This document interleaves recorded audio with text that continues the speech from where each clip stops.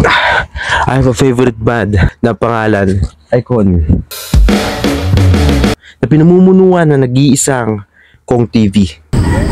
Palimang pota. Last time na napanood ko pa sila nung live na nag-perform, kailan pa ba yun? Search natin.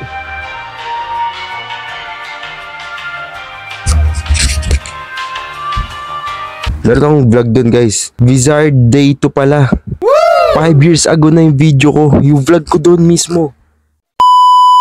Wait lang, play lang natin yung inspirational background music. Kaya, nung nalaman ko na magka-comeback ang Kon sa TV Fair Day 3, agad-agad ako bumili ng ticket. Oy! What's up? Welcome sa Team Payaman Day 3.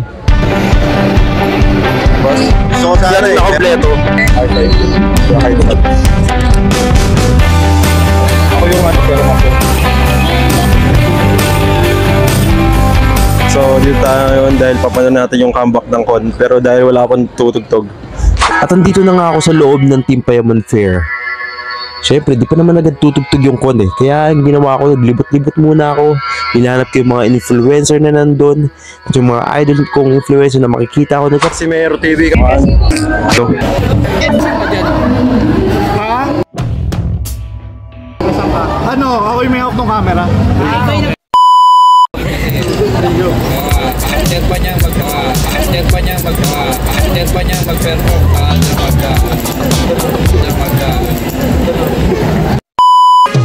Hindi rin imposible kung gagawin mong simple, kung magsisimula ka lang. At lumipas na yung mga ilang oras at minuto, tutugtog na ang Kon sa harap ko. At sa maraming tao na live ko na.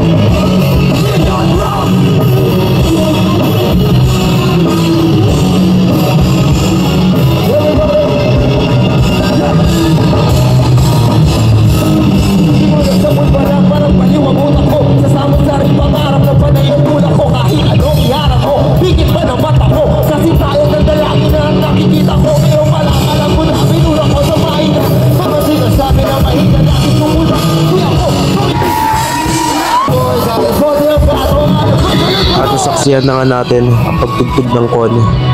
Grabe, sobrang tagal ko silang hindi napanood. Sobrang tagal ko silang hindi napanood ng live. Sobrang tagal ko silang hindi narinig ng sama-sama at hindi tumugtog. At hindi tugtugin yung kanta na yun. Yung kanta nila mismo, yung baliw, yung pake, yung lakas. Sobrang tagal nilang hindi tinugtog yun. Kaya sobrang malaking bagay na na-experience ko ulit na mapanood sila ng live. At parang nabalik yung pagiging music parang gusto ko ulit magbanda tol, yung ganon. Gusto ko ulit magbanda.